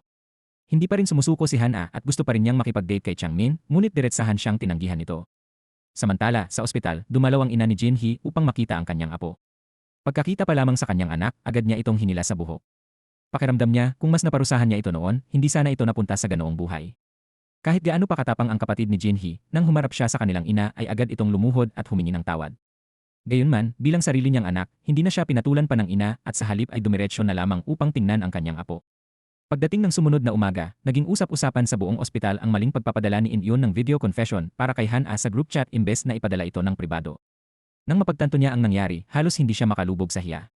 Samantala, si Jinhee naman ay bumili ng damit bilang pasasalamat kay Cheonso sa lahat ng naitulong nito sa kanya. Nagkataon ding ibinalik ni Cheonso ang medyas na naiwan niya na ikinahiya lalo ni Jinhee. Sa kabilang banda, si In-eun ay lalo ring nahiya nang hindi alam ni Han-a ang nangyari dahil sira pala ang cellphone nito at wala rin itong ideya kung sino ang naglagay ng maliit na halaman sa mesa niya. Sa parehong oras, pumunta ang ina ni Changmin sa kanyang kapatid upang alamin kung anong tulong ang hiningi ng anak nito, ngunit tumanggi itong magsalita. Sa ospital naman, nalaman ni Cheonso mula sa senior doctor na hindi pala siya ang dahilan kung bakit hindi natanggal si Jinhee, kundi si Changmin humingi ito ng tulong sa kanyang tiyuhin, na siya palang direktor ng katabing ospital, upang tawagan ang direktor ng kanilang ospital at pigilang matanggal si Jinhee. Dahil dito, nagsimulang magduda si Cheonso sa tunay na relasyon ni Changmin at Jinhee. Nang bumalik siya sa kanyang opisina, sinabi niya kay Jinhee na si Changmin ang tunay na tumulong sa kanya at tumanggi siyang tanggapin ang regalo nito. Pagkarinig nito, agad na pinuntahan ni Jinhee si Changmin sa rooftop upang kausapin. Hindi gusto ni Jinhee na magkaroon pa ng anumang kaugnayan sa pamilya ng kanyang dating asawa, lalo na ang tanggapin ang tulong nito. Ngunit sa halip na maunawaan nito, nagselos si Changmin dahil iba ang pakikitungo ni Jinhee kay Cheonso. Nang tinulungan siya ni Cheonso, niyakap pa niya ito, samantalang nang siya ang tumulong ay pinagalitan lamang siya nito. Nagulat si Jinhee sa hayagang selos ng dating asawa, kaya nagdahilan siyang umalis. Sa kabila ng mga masasakit na salita, hindi pa rin tumigil si Changmin sa pag-aalala sa kanya. Nagdala pa siya ng anti-inflammatory medicine para kay Jinhee at sa pamilya nito matapos silang ma-expose sa sanggol, ngunit naunahan na siya ni Cheon-soo na ibigay ito sa kanya. Dahil sa inis, itinapon na lamang ni Changmin ang gamot sa basurahan. Pagkatapos ng nakakapagod na araw, umuwi si Jinhee at nadatnan ang bahay na magulo dahil sa kanyang kapatid at bayaw. Sa sobrang inis, isinama niya ang kanyang ina at pinatawag ang kanyang kapatid upang pagalitan ito. Gayunpaman, kahit pagod na siya, hindi pa rin siya makatulog ng maayos. Ganoon din si Changmin, pareho nilang naalala ang mga panahong una silang nagkakilala at nagmahalan at pareho rin silang napangiti sa alaala kahit alam nilang hindi na sila maaaring bumalik sa dati. Kinabukasan, muling nagkasabay ang dalawa sa elevator sa trabaho. Dahil sa siksikan, napadikit sila sa isa't isa at nang may makabunggo kay Changmin, sumayad siya kay Jinhee at nag-iwan ng bakas ng lipstick nito sa kanyang damit. Dahil sa sobrang lapit nila, nakaramdam si Changmin ng hindi maipaliwanag na reaksyon ng katawan at dali-dali siyang umiwas. Ngunit napansin ito ni Hana, pati ang lipstick marks sa kanyang damit. Wala siyang oras upang magpaliwanag dahil may dumating na namang mabigat na emergency case. Naging abala ang buong internship team at mga doktor, ngunit sa huli ay matagumpay nilang nailigtas ang pasyente. Pagkatapos ng operasyon, dinala ni Jinhee ang specimen para sa laboratorio at doon niya nakita ang supot ng gamot na itinapon ni Changmin sa basurahan. Dahil sa pag-usisa, kinuha niya ito at doon sinabi ni In-eun na si Changmin ang naghanda nito para sa kanya. Bahagyang naantig si Jinhee at balak sana niyang pasalamatan ito, ngunit naunahan siya ni Hana na siya pang nagtanggal ng bakas ng lipstick sa damit ni Changmin dahil dito, nagselo si Jinhee at agad na umalis. Nang makita ni Changmin ang ekspresyon ng mukha niya, lihim siyang natuwa. Matapos maisagawa ang huling bahagi ng operasyon, nagpalambing si Changmin at sinabing gutom siya, kaya niyaya niyang ilibre siya ni Jinhee bilang pasasalamat. Bumili naman si Jinhee ng pack meal para sa kanilang dalawa at sabay silang kumain. Naalala pa ni Changmin na madalas magkaroon ng indigestion si Jinhee, kaya binuksan niya ang inumin nito at pinayuhang dahan-dahan ang pagkain. Ang tagpong iyon ay napansin ng nurse na lalo pang naghinala. Samantala, sa opisina ni Cheon-soo, sinusukat niya ang regalong damit na ibinigay sa kanya ni Jinhee nang biglang pumasok si Dr. Shin. Nang makita niya ito, umiti lamang siya at sinabing bagay na bagay dito ang suot nito, kahit may kung anong nararamdaman siya sa loob. Sa dressing room naman, habang inaayos ni Jinhee ang kanyang lipstick, napansin ni Han na nakapareho iyon ng kulay ng lipstick mark sa damit ni Changmin, kaya nagsimula itong magtanong tungkol sa tunay na relasyon nilang dalawa. Kasabay nito, sa panig ng lalaking bida, si In-eun ay muling nagpunta sa bar upang uminom at magpalipas ng sama ng loob dahil noong lumabas siya kasama si Hana, nasaktan siya sa nangyari. Tumawag si Hana sa isang tao at tinawag itong mama. Sa Korea, ang tawag sa biyenan ay mama, samantalang Oma naman ang tawag sa sariling ina, kaya inisip ni In-eun na may asawa na si Hana. Nang makita ni Changmin na malungkot ang kanyang kaibigan, sinabi niya rito na si Han-ah ang dati niyang ka-blind date at tiniyak niyang wala pa itong asawa. Dahil dito, kahit paano ay gumaan ang pakiramdam ni In-eun. Pagkatapos nito, nakita rin nila si Cheon-soo na dumating sa bar kasama si Dr. Shin. Nang pumasok si Cheon-soo sa banyo, lumapit si Changmin upang batiin si Dr. Shin at sinadyang matapunan ng alak ang suot nito dahil alam niyang regalong ibinigay iyon ni Jinhee. Nang makita niya ang reaksyon ni Cheon-soo, lihim siyang natuwa. Paglabas ni Cheon-soo at pag-alis ni Dr. Shin, palihim namang itinago ni Changmin ang damit. Nang hanapin yon ni Cheon-soo at tanungin siya, saka lamang niya sinabi na may mahalagang bagay siyang kailangang ayusin kaya kailangan na nitong umalis agad. Dahil dito, lalo pang natuwa si Changmin. Ang bagay na kailangang asikasuhin ni Cheon-soo ay ang pasyenteng inaalagaan ni Jinhee. Sinabi ni Jinhee na normal ang resulta ng pasyente, ngunit maya-maya ay bigla itong nangisay. Dahil tapos na ang duty ni Jinhee, sinundo siya ni Changmin gamit ang sasakyan. Bagaman nagulat siya, sumakay pa rin siya. Habang nasa biyahe, tumawag si Cheon-soo at sinabi ang lagay ng pasyente, kaya labis na nag-alala si Jinhee at nagpumilit na bumalik sa ospital. Habang nagtatalo sila dahil tapos na ang kanyang shift, ngunit kailangan pa rin niyang bumalik, napilitan si Changmin na biglang magpreno sa pulang ilaw. Dahil dito, tumama ang balikat ni Jinhee sa gilid ng sasakyan at hindi niya maitaas ang kanyang braso. Agad na kumuha si Changmin ng gamit mula sa trunk at inayos ang kanyang braso. Sa sandaling iyon, nabagabag si Jinhee at pagkatapos ay dinala siya ni Changmin pabalik sa ospital. Sa ospital, lalo pang lumala ang kalagayan ng pasyente, ngunit kahit ganoon ay dumating pa rin si Cheon-soo upang tingnan muna ang lagay ni Jinhee. Naiinis si Changmin sa presensya nito, kaya tahasan niyang ipinakita ang kanyang pagkainis. Sa huli, siya ang nagkaroon ng pagkakataong balutan at ayusin ang bali ni Jinhee. Nang makatulog si Jinhee, muling lumapit si Cheon-soo upang tingnan ang kalagayan nito, at dahil dito ay lumabas sa hallway ang dalawang lalaki upang mag-usap. Tahasang inamin ni Changmin na nagsisimula na naman niyang magustuhan si Jinhee at sinabi rin ni Cheon-soo na gusto rin niya ito. Walang gustong magparaya sa kanila. Ang isa ay bumalik sa opisina upang mag-isip habang ang isa naman ay nanatiling nagbabantay sa dating asawa. Habang pinagmamasdan ni Changmin si Jinhee na natutulog, naalala niya ang nakaraan nilang dalawa at hindi niya napigilang halikan ito habang natutulog. Sa panaginip naman ni Jinhee, naaalala rin niya ang masasaya nilang alaala noon kasama ang dating asawa, kaya napangiti siya nang hindi namamalayan. Buong gabi siyang binantayan ni Changmin, ngunit nang umalis siya sandali upang maghilamos, hindi niya namalayang dumating na si Cheon-soo sa tabi ni Jinhee. Sinabi ni Cheon-soo kay Jinhee na si Changmin ang nagbantay sa kanya buong gabi at ipinakita rin niya ang bahagi ng butong na bali, saka siya pinayuhang magpahinga muna at huwag munang pumasok sa trabaho. Pagkaalis ni Chionso, sinubukan ni Jinhee na kunin ang gamot na nireseta sa kanya ng dating asawa, ngunit sumakit ang kanyang braso. Nang makita ito ni Changmin, agad siyang nag-alala at nilapitan siya. Pinagsabihan siya ni Jinhee kung bakit nagreseta siya ng gamot, ngunit hindi man lamang ito ibinigay sa kanya, at kasabay nito ay nagpasalamat din siya. Sa unang pagkakataon sa loob ng 6 na taon, nakarinig si Changmin ng malumanay na salita mula sa kanyang dating asawa, kaya masaya niya itong dinala sa cafeteria at inalagaan na parang ina na nagpapakain sa anak. Samantala, kina Chionsu at Dr. Shin, dumating mula sa Amerika ang resulta ng blood test para sa isang bata, ngunit napunta ito kay Chionsu nang hindi sinasadya. Dahil dito, nalaman niya na noong nasa Amerika pa si Dr. Shin, nagmahal siya at nabuntis ng isang lalaki, ngunit iniwan siya nito at hindi pinanagutan. Kaya napilitan siyang palakihin mag-isa ang bata. Dahil dati silang malapit na magkatrabaho, labis na nag-alala si Chionsu para kay Dr. Shin. Iniwan nito ang anak sa Amerika habang nagtatrabaho sa Korea, kaya sa telepono na lamang sila nakakapagkumustahan bilang mag-ina. Nagkataong narinig ni Jinhee ang tawag na yon habang kumukuha siya ng benda. Hindi naman ito itinago ni Dr. Shin at tinulungan pa siyang balutan ang sugat habang inaayos ang kanyang bali. Habang ginagawa iyon, ikinuwento rin ni Dr. Shin na labis na nag-aalala si Chionsu sa kanyang sugat, bagay na nagbigay ng pag-isip kay Jinhee. Samantala, kausap naman ni Chionsu si Changmin. Nakiusap si Changmin na payagan si Jinhee na magpahinga at siya na ang sasalo sa dobleng trabaho kapalit nito. Sa kabilang banda, si Inyun ay buong tapang na nagtapat ng damdamin kay Hana, ngunit tinanggihan siya nito. Inilahad ni Hana ang kamay nito bilang tanda ng pakikipagkaibigan, ngunit dahil sa sobrang lungkot, hindi iyon tinanggap ni Inyun at patuloy lamang na kumain habang umiiyak. Samantala, ang emergency case na hawak ni Jinhee ay biglang lumala. Tumigil ang tibok ng puso ng pasyente, at dahil kahawig ng sitwasyon ng lalaki ang pinagdaanan ni Changmin at Jinhee bilang mag-asawang naghiwalay, lalo itong tumimo kay Changmin. Gustong-gusto niyang mailigtas ang pasyente upang muli nitong makilala ang kanyang asawa, ayon sa hiling nito noon. Sa pamamagitan ng matinding pagsisikap sa CPR, nagawa niyang maisalba ang buhay ng pasyente. Dahil dito, muling nagsimulang maantig ang damdamin ni Jinhee para sa kanyang dating asawa. Pagkatapos ng operasyon, dinalhan ni Jinhee ng tubig si Changmin at mas mahinahon na silang nag-usap tungkol sa kanilang naging pagsasama at mga pagkakamali noon. Pagkatapos nito, inihatid ni Changmin si Jinhee hanggang sa bahay. Pagdating nila roon, nagkataong nakasalubong nila ang kapatid ni Jinhee at ang asawa nito na namamasyal, at paulit-ulit nilang tinawag si Changmin bilang bayaw at inanyayahan pa itong pumasok para magkape. Pagpasok sa bahay ng kanyang dating asawa, kinakabahan si Changmin na parang unang beses niyang makilala ang pamilya ng kasintahan. Naghanda ang ama ng simpleng pagkain at sabay-sabay silang uminom. Pinilit ng mag-asawa ang dalawa na ikwento ang kanilang nakaraang relasyon, at kahit nahihiya ay masaya naman nilang ibinahagi ito. Habang masaya silang nagkukwentuhan, dumating ang mga gamit ng kapatid ni Jinhee mula sa dati nitong tirahan dahil doon na ito titira. Dahil masikip na ang bahay at dagdag pa ang magulong pamumuhay ng kanyang kapatid, nainis si Jinhee at napasigaw.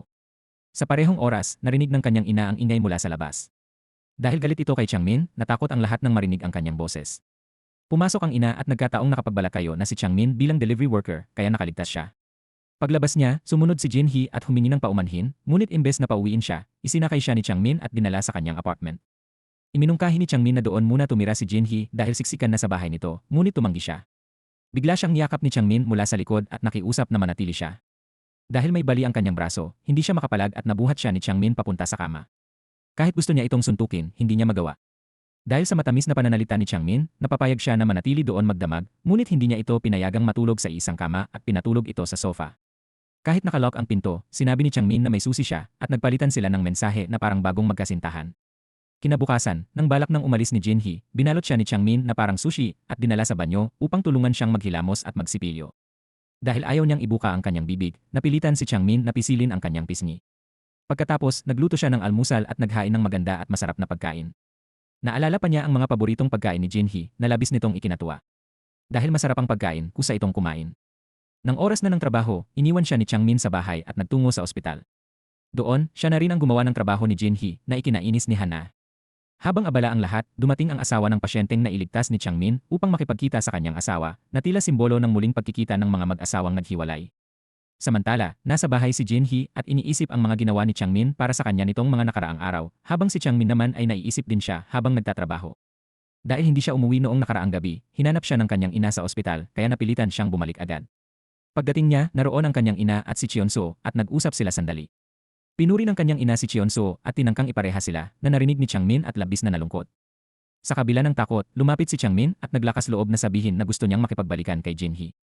Nabigla si Jinhee sa sinabi niya, ngunit sinabi ni Changmin na handa siyang maghintay sa kanyang sagot. Pagkatapos ihatid si Jinhee pauwi, pinuntahan ni Changmin si Chionso upang ibalik ang damit nito at babalaan siyang huwag nang magustuhan si Jinhee. Ngunit pagkatapos ng trabaho, pinatawag siya ng kanyang ina upang makipagkita kay Hana. Upang ipakita na wala siyang interes, sinadya niyang kumain ng walang pakialam at agad umalis. Pagkatapos nito, umuwi siya kay Jinhee. Pagdating sa bahay, nakita niyang inaayos ni Jinhee ang baradong inidoro. Tulad ng dati, siya ang nag-ayos nito para sa kanya. Pagkatapos, sabay silang kumain ng hapunan na binili ni Changmin, at kahit lumipas na ang 6 na taon, hindi pa rin niya nakakalimutan ang mga gusto nito. Ngunit naramdaman ni Jinhee ang agwat nila sa estado at natakot na baka maulit ang kanilang nakaraan, kaya tinanggihan niya siya. Ayaw nang mawala muli ang taong mahal niya, pinigilan siya ni Changmin at hinalikan. Ngunit agad nakawala si Jinhee mula sa matinding halik na yon. Nabigla si Jinhee matapos siyang halikan ni Changmin, at tila naguluhan ang kanyang isip kaya hindi na siya makapag-isip ng maayos. Sa kabila ng pangungumbinsi ng kanyang dating asawa, ang nais lamang niya ay makauwi agad. Ngunit sa sandaling iyon, dumating ang ina ni Changmin at nadatnan sila sa loob ng silid. Laking gulat ng tatlo nang magkaharap sila. Upang ipagtanggol si Jinhee, nakipagtalo si Changmin sa kanyang ina hanggang sa ito ay mapaiyak sa galit. Pagkatapos nito, inihatid niya si Jinhee pauwi, hinawakan ang kanyang kamay at nangakong poprotektahan siya. Ngunit pagdating sa bahay, muli siyang tinanggihan ni Jinhee at sinabing ayaw na niyang balikan ang nakaraan. Sa kabila nito, iginiit ni Changmin na hindi siya titigil sa panliligaw. Pag-uwi niya, muli siyang nakipagtalo sa kanyang ina dahil sa pagtrato nito kay Jinhee, at kahit paulit-ulit siyang pinagsabihan tungkol sa kanilang nakaraang kabiguan sa pag-aasawa, nanindigan siya sa kanyang desisyon. Samantala, si Jinhee naman ay nag-iisip tungkol sa alok na makipagbalikan, ngunit pinipigilan siya ng kanyang isip. Naalala niya kung gaano siya nasaktan noon, at ngayon na maayos na ang kanyang buhay, ayaw na niyang balikan ang dati. Sa kabila ng tensyon, nagpatuloy ang kanilang trabaho. Dinala ng bayaw si Jinhee sa ospital, at unti-unti na niyang tinatanggap ito. Dumating ang isang kakaibang kaso ng pasyenteng may rabies na may mataas na panganib ng impeksyon. Dahil sa pag-aalala, agad itong dinala ni Jinhee sa emergency room nang hindi sinusuri ang buong record. Nang malaman ng iba ang panganib, iniwan nila siya sa loob. Nang malaman nito ni Changmin, pumasok siya upang tulungan siya kahit pinigilan siya ng iba. Habang nasa gitna ng tensyon, natalsikan ng dugo ang mukha ni Jinhee, kaya agad siyang nilinis ni Changmin gamit ang disinfectant. Pareho silang nais palabasin ang isa't isa, ngunit pareho rin silang tumangging umalis. Nang dumating ang head doctor, pinagalitan niya ang mga doktor sa labas dahil sa kawalan ng malasakit at siya mismo ay pumasok upang tumulong. Sa gitna ng operasyon, natalsikan din ng dugo si Changmin kaya agad siyang nilinis ng head doctor. Labis ang kanilang pag-aalala dahil kung totoong rabies ang sakit, mataas ang tsansang ikamatay. Sa kabutihang palad, lumabas sa resulta na negatibo ang pasyente, kaya nakahinga silang lahat ng maluwag. Nang matapos ang operasyon, saka lamang pumasok ang ibang doktor. Paglabas ni Jinhee, naupo siya sa hallway at naalala ang ginawa ni Changmin para sa kanya, kaya napaisip siya kung dapat ba silang magkabalikan, ngunit wala pa rin siyang malinaw na sagot. Samantala, si Changmin ay naliligo habang iniisip ang ginawang pag-aalaga sa kanya ng head doctor at napagtanto niyang hindi ito masamang tao. Ngunit agad nagbago ang kanyang isip nang makita niyang nag-aalala si Jinhee sa head doctor dahil sa maling pagkaintindi sa isang balita. Dahil dito, lalo siyang nainis, lalo na nang sabihin ni Dr. Shin na may damdamin ang head doctor kay Jinhee. Sa sobrang inis, nabanggit ni Changmin ang sikreto na dati silang mag-asawa, ngunit sa halip na magulat, pinayuhan siya ni Dr. Shin na huwag itong ipagsabi para sa kapakanan ni Jinhee. Pagkatapos nito, dumating ang kapatid ni Jinhee upang manghiram ng pera para mabawi ang singsing na isinangla nito, at dito nalaman ni Changmin na itinago pa rin ni Jinhee ang kanilang wedding ring sa loob ng maraming taon. May isa pang emergency case kung saan inatasan sina Changmin at Jinhee na samahan ang pasyente papunta sa ibang ospital. Pagkatapos nilang maihatid ito, nais ni Changmin na ihatid si Jinhee pauwi ngunit tinanggihan siya. Narinig niya itong masayang nakikipag-usap sa head doctor sa telepono na lalo niyang ikinalungkot. Samantala, ang ina ni Changmin ay nakipag-usap sa kanyang asawa tungkol sa nais ng kanilang anak na makipagbalikan. Ngunit ang ama ni Changmin ay isang taong hindi naghahangad ng kapangyarihan at nais lamang na maging masaya ang kanyang anak, kaya pinayuhan niya ang kanyang asawa na huwag na itong kontrolin. Dahil dito, lalo pang nagalit ang ina ni Changmin. Sa kabilang banda, si Changmin ay naglakad patungo sa lugar kung saan niya unang inamin ang kanyang pagmamahal kay Jinhee at naalala niya ang kanilang mga alaala. Samantala, si Jinhee naman ay labis na naguguluhan sa kanyang nararamdaman kaya nagpunta siya sa isang bar upang uminom. Doon, nagkataon na nakasalubong niya si Cheon-soo at si Dr. Shin. Matapos silang batiin, balak na sana niyang umalis ngunit pinigilan siya ni Dr. Shin upang makipag-usap habang si Cheon-soo ay tila nagiging alanganin sa kanyang presensya. Totoo ngang ang isang lalaki, kapag nasa harap ng taong gusto niya, ay nagiging mahiyain. Dahil malapit na kaibigan niya ang head doctor, nais ni Dr. Shin na tulungan itong makahanap ng pag-ibig. Kaya nang umulan ng malakas habang pauwi sila, kusa siyang sumakay ng taxi upang bigyan ng pagkakataon si Cheon-soo na ihatid si Jinhee at magkaroon ng pribadong sandali ang dalawa. Sa loob ng sasakyan, kapwa sila ilang at hindi makapagsalita. Samantala, naghihintay si Changmin sa harap ng bahay ni Jinhee at nang makita niyang may ibang lalaking naghatid sa kanya, labis siyang nalungkot. Kinabukasan sa trabaho, sinadya ni Changmin na iwasan si Jinhee sa elevator. Maging ang mga pasyente ay tila hindi rin nakikipagtulungan sa kanya. Ang pasyente nila sa araw na iyon ay isang batang ulila na iniwan ng mga magulang at walang pambayad sa ospital. Ngunit kahit ganoon, inayos pa rin ng mga doktor ang buto nito at nilagyan ng cast. Ipinagkatiwala ng head doctor kina Changmin at Jinhee ang paglalagay ng cast, at dahil sa pagiging makakalimutin ni Jinhee, napilitan si Changmin na tulungan siya. Maging ang bata ay pinuna pa si Jinhee sa pagiging hindi sanay. Ang batang si Cheon ay mapaglaro at nagpapanggap pang nasasaktan upang kulitin silang dalawa, at sa tingin ng iba, parang isang masayang pamilya ang tatlo. Dahil dito, nakaramdam ng lungkot si Hana dahil sa unang pagkakataon ay may lalaking tumanggi sa kanya, at ito rin ang unang beses na tunay siyang nagkagusto. Nang makita ni Inyun na nasasaktan siya, agad siyang lumapit at inalo ito kahit walang kapalit. Samantala, dumating ang guardian ng batang ulila, at nagkataong ito rin ang pari na nagkasal kina Changmin at Jinhee noon.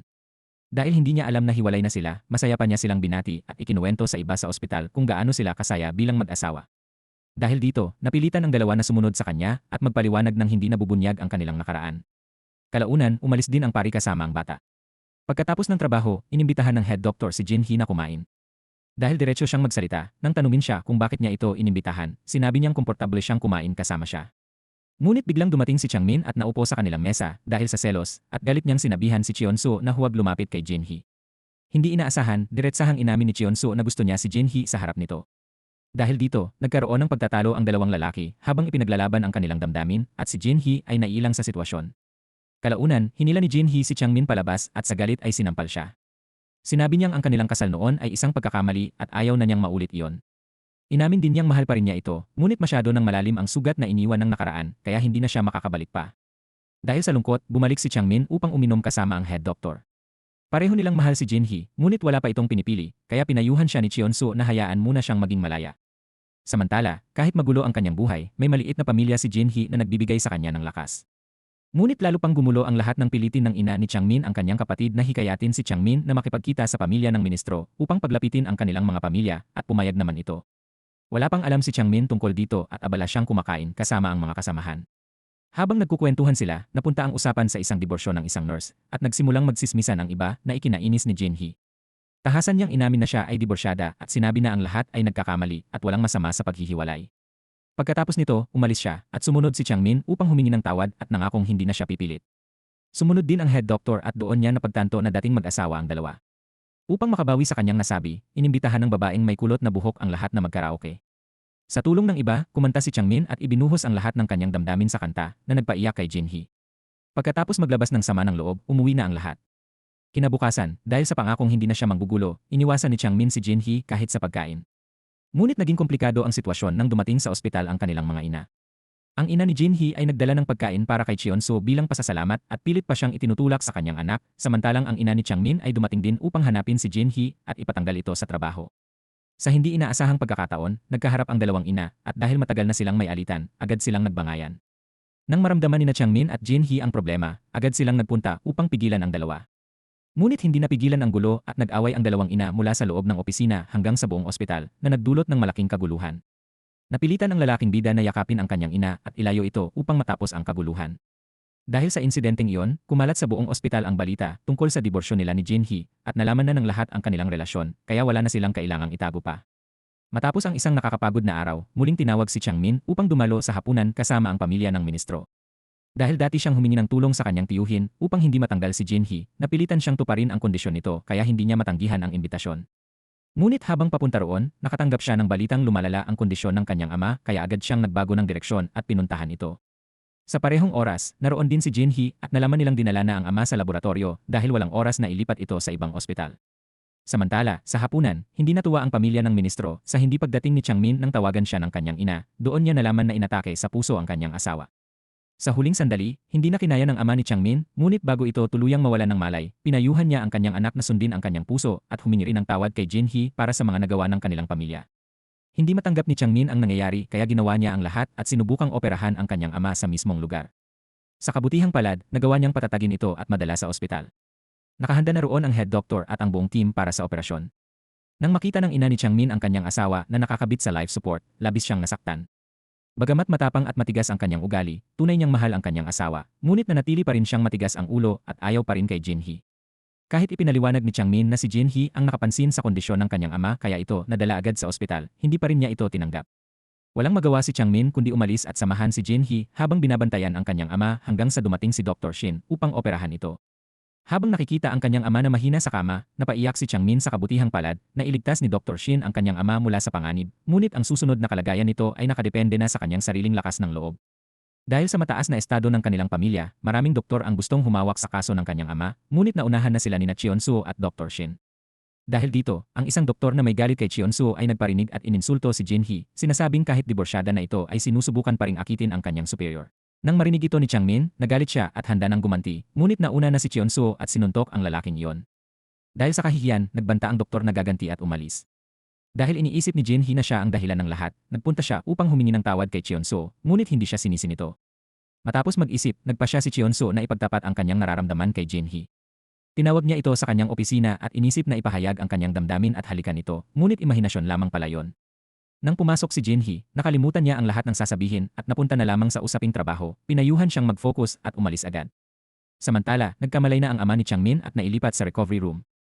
Naiwan silang mag-ama at pinayuhan siya ng kanyang ama na maging matapang at sundin ang kanyang kagustuhan, huwag matakot sa kabiguan, at huwag isipin ang nakaraan dahil isa lamang ang buhay. Sa kabilang banda, ang babaeng may kulot na buhok ay biglang nabuntis, at dahil natatakot itong maapektuhan ang kanyang internship, naisip niyang ipalaglag ang bata, na naging sanhi ng pagtatalo nila ng kanyang asawa.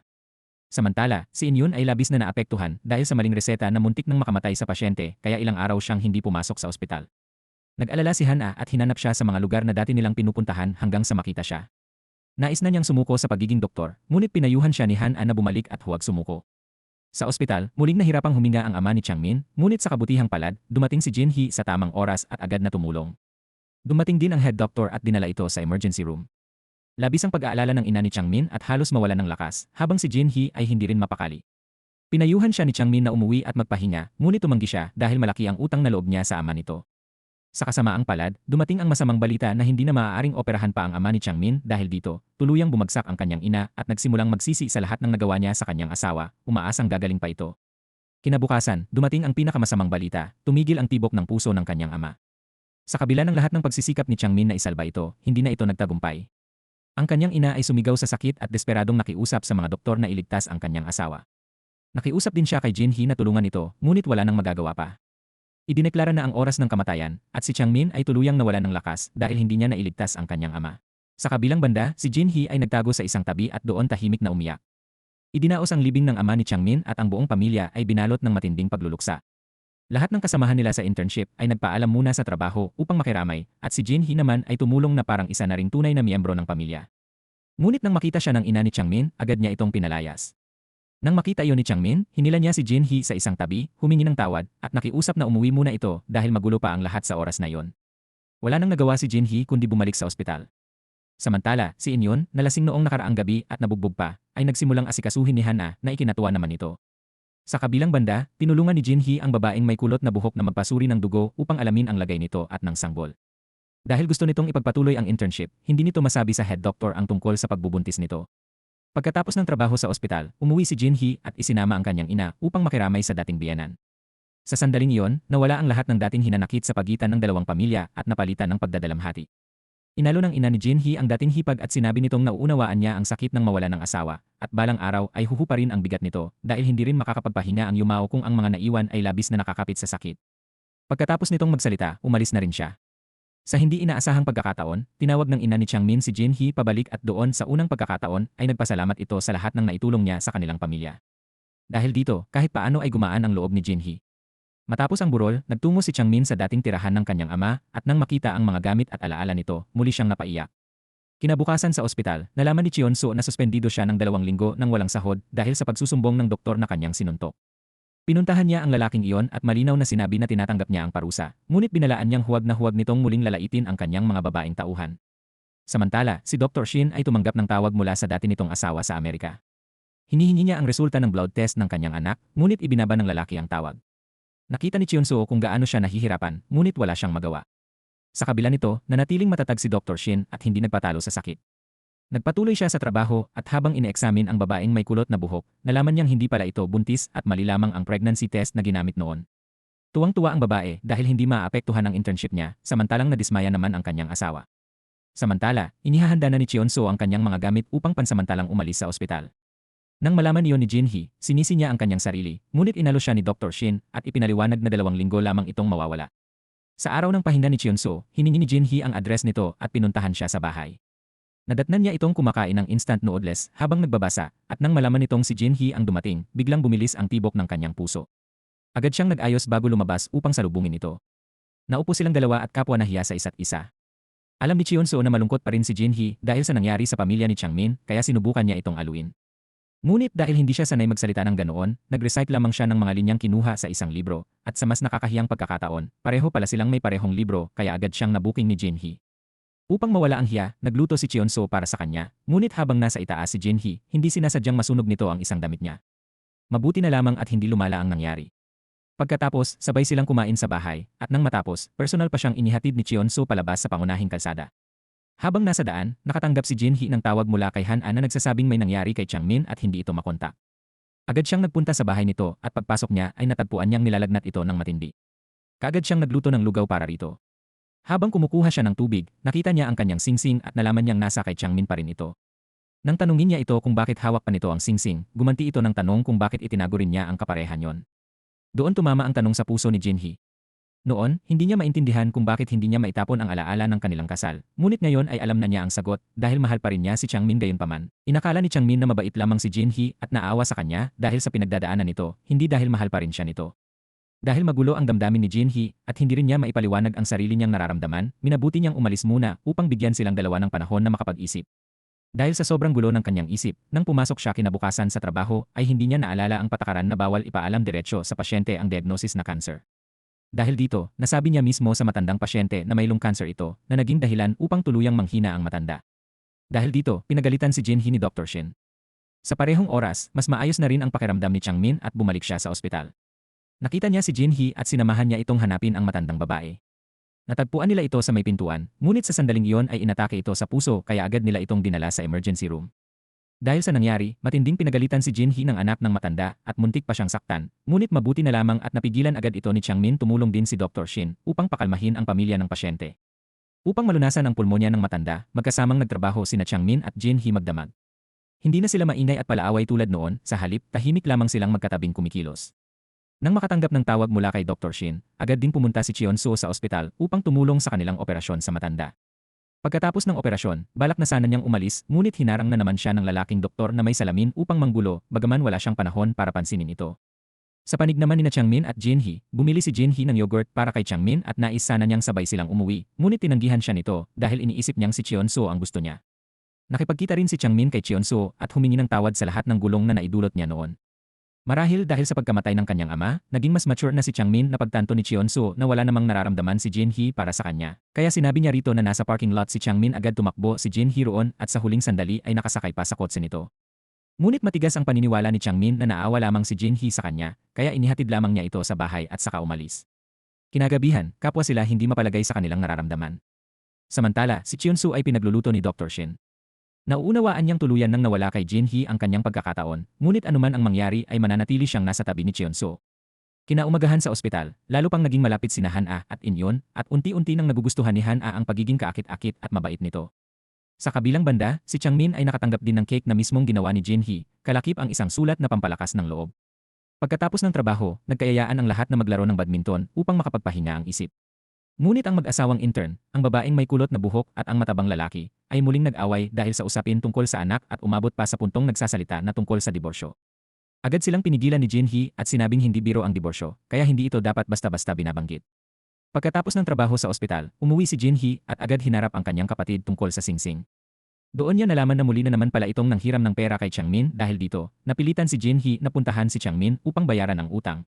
Habang nakatayo siya sa harap ng bahay nito, naalala niya ang masasayang araw ng kanilang nakaraan. Habang iniisip niya yon, dumating si Changmin at sabay silang pumasok upang mag-usap.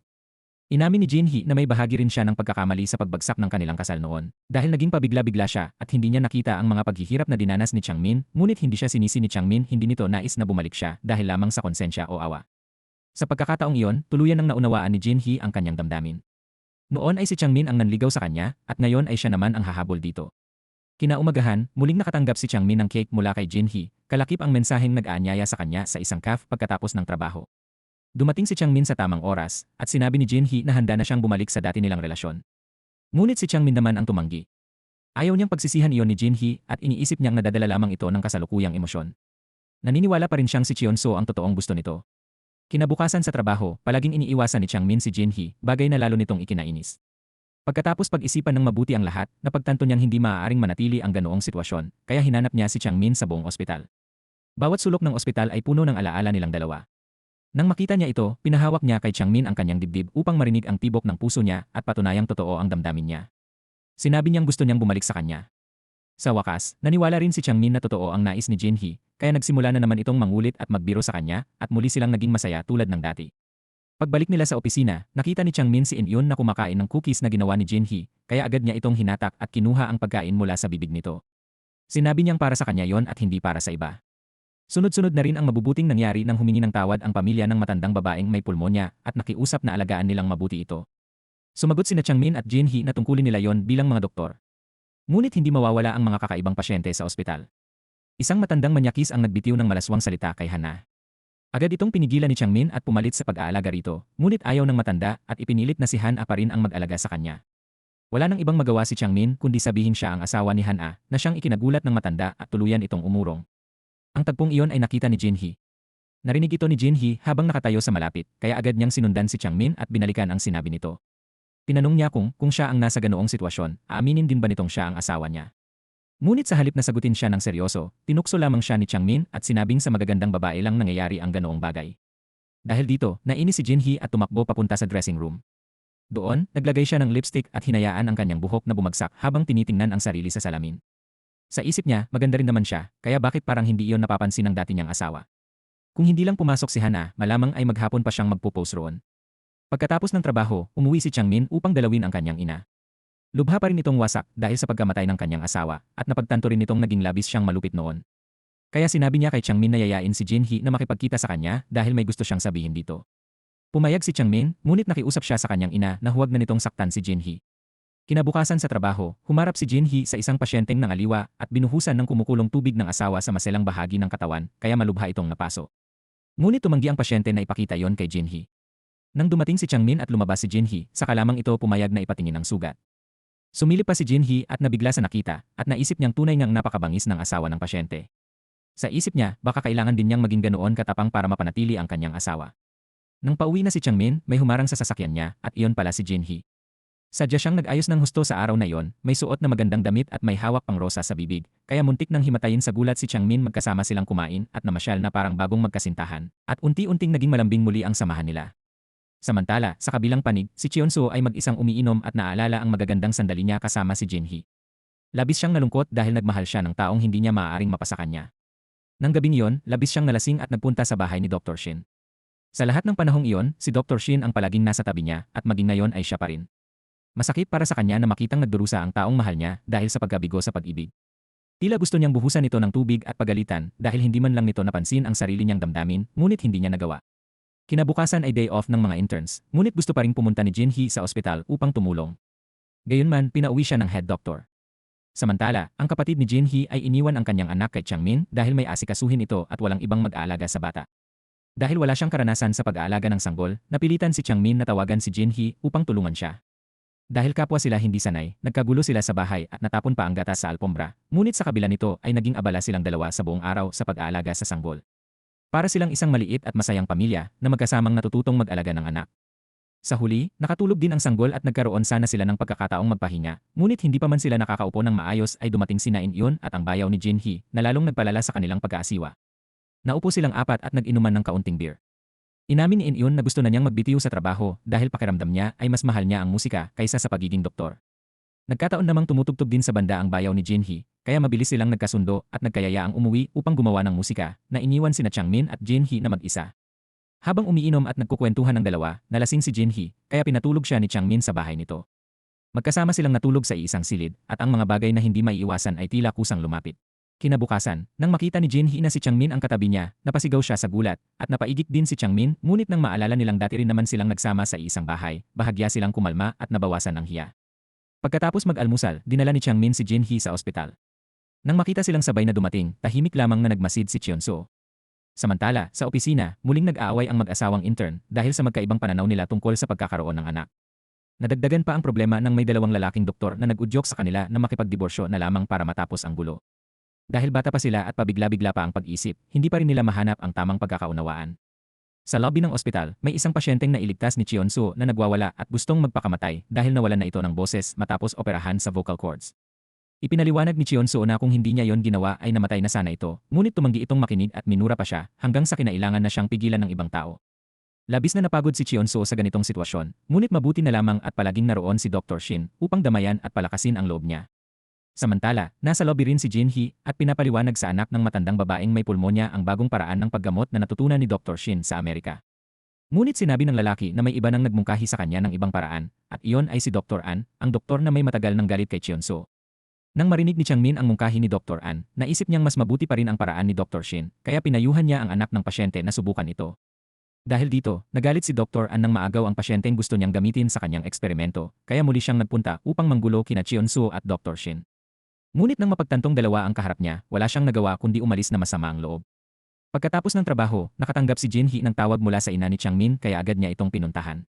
Inakala niyang muli na naman siyang hahadlangan nito. Ngunit matapos ang pagkamatay ng kanyang asawa, ay nagbago na ang pag-isip ng ina ni Changmin na pagtanto nitong ang bawat tao ay may sariling buhay at nakakahiyang makialam at kontrolin ang buhay ng iba.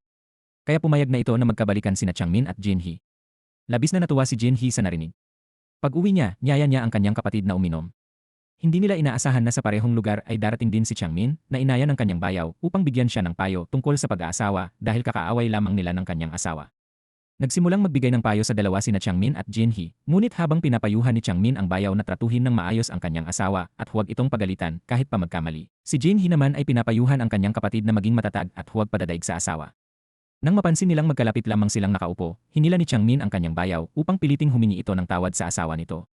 Matapos silang pagalitan at payuhan ng husto ng nakatatandang mag-asawa, saka lamang nagkaayos ang dalawang nakababatang mag-asawa. Sabay-sabay na silang naglakad pa uwi at makalipas ang ilang sandali ay kusang humiwalay ang batang mag-asawa upang bigyan ng pribadong oras sina Changmin at Jin-hee. Inihatid ni Changmin si Jin-hee hanggang sa bahay nito at bago ito pumasok, binigyan pa siya nito ng halik. Akala nila ay magiging maayos na ang lahat, ngunit kinabukasan sa ospital ay muling nagkaproblema si Dr. Shin. Dahil inagaw ni Changmin ang pasyente ni Dr. An, nagsampa ito ng reklamo sa direktor.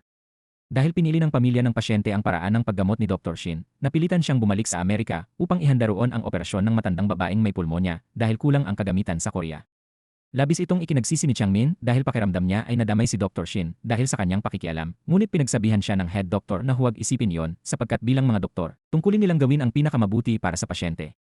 Sa kabilang banda, nais din naman talagang bumalik ni Dr. Shin sa Amerika upang dalawin ang kanyang anak kaya kahit paano ay gumaan ang sitwasyon. Pagkatapos ng trabaho, niyaya ng lalaking bida ang bidang babae na manood ng pelikulang pareho nilang gusto. Pagkatapos nito, kumain sila sa isang simpleng karinderya malapit sa terminal ng bus at hindi rin sila nag-atubiling ipakita ang kanilang lambingan sa isa't isa. Nagkataon namang nakita ito ni Cheon-soo. Kahit may nararamdaman pa rin siya para kay Jin-hee, pinili niyang umiwas dahil ayaw niyang makialam sa kaligayahan ng dalawa. Kinabukasan sa trabaho, lalo pang naging malambing at malapit sina Changmin at Jin-hee at pati ang dalawang tsismosa nilang nurse ay napilitang mainggit sa kanila. Habang ang pangunahing magkapareha ay muling nagkabalikan, tila unti-unti namang nasisira ang relasyon ng pangalawang magkapareha. Inihanda na ng babaeng may kulot na buhok ang mga papeles para sa paghihiwalay at ang matabang lalaki ay nagrereklamo rin kay In-eun tungkol sa kanilang pagsasama. Pareho silang hindi makahanap ng pagkakaunawaan sa isa't isa. Hindi pa man natatapos ang problemang iyon, dumating na naman ang isa pang mabigat na kaso. May isang pasyenteng malubha ang sugat at kailangang operahan agad, ngunit naantala ang operasyon dahil wala pang pirma ng guardian. Ang lahat ng iyon ay kagagawa ni Dr. An na ayaw payagang si Cheon-soo ang magsagawa ng operasyon. Ipinilit niyang sundin ang patakaran ng ospital na hindi maaaring operahan ang pasyente hanggat walang pahintulot ng guardian. Nang malaman ito ng pamilya ng pasyente, galit na galit silang pinagalitan si Cheon-soo habang si Dr. An na siyang tunay na may kagagawa ng problema ay nakatayo lamang sa tabi at natatakot magsalita. Dahil naantig siya sa pananahimik ni Cheon-soo at sa hindi nito pagsisiwalat na siya ang ugat ng gulo, pinuntahan ni Dr. An si Cheon-soo upang magpasalamat at hilingin kalimutan na ang lahat ng dati nilang alitan.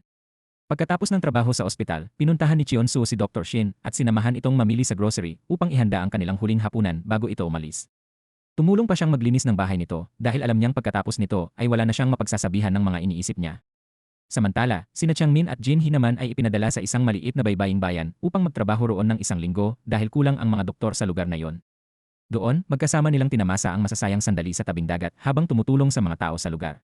Kasabay nito, nagkita rin ang kanilang dalawang ina at humingi sila ng tawad sa isa't isa para sa lahat ng nangyari noon at sa wakas ay nagpatawaran na rin sila. Kinabukasan, nagtungo si Dr. Shin sa paliparan upang salubungin ang kanyang mga magulang at ang kanyang anak na lumipad mula Amerika patungong Korea upang sunduin siya pabalik. Tumulong din si Cheon-soo sa paghatid sa mga magulang nito pauwi. Samantala, lalo namang naging malapit sina Han-a, In-yoon, at ang mag-asawang kapatid ni Jin-hee dahil sa pagkakapareho nila ng hilig sa musika. Pagkatapos nilang tumugtog at magkasiyahan, tinanggap na rin ni Han-a ang imbitasyon ni In-yoon na makipag-date, bagay na labis niyang ikinatuwa. Sa panig naman ni Cheon-soo at Dr. Shin, magkasama silang kumakain kasama ang anak nito. Samantala, masaya rin sina Changmin at Jin-hee. Isinara pa ni Jin-hee ang pinto ng kwarto at saka nagsimulang kulitin ang kanyang dating asawa na ngayon ay muli na niyang karelasyon hanggang sa halos hindi na ito makapagtimpi.